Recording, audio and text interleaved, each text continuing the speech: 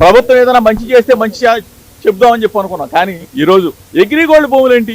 Already attachment లో ఉన్న భూముల్ని ఎవరన్నా కొంటారా? అటాచ్మెంట్ లో ఉన్న భూములు అది కూడా 2300 గజాల భూమి. ఆ 2300 గజాల భూమిని ఈనాడు పేపర్లో పబ్లిష్ చేసిన తర్వాత మా బాబాయ్ గారు, నా కుమారుడు ఏ విధంగా అయితే మనం కొనుగోలు చేస్తామో అట్లానే కొనుగోలు చేసి రిజిస్ట్రేషన్ చేసుకున్న తర్వాత అది మళ్ళా వేరే వాళ్ళకి అమ్మటం జరిగింది.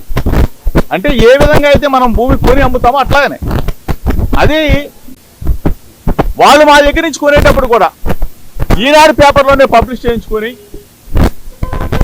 సర్వే చేయించుకొని అధికారులు ఇచ్చిన రిపోర్ట్ ఆధారంగా సబ్ రిజిస్ట్రార్ గారు రిజిస్ట్రేషన్ చేసి వాళ్ళకి అప్పచెప్తే ఇంతకన్నా దుర్మార్గం ఎక్కడన్నా ఉంటుందా చంద్రబాబు నాయుడు గారు?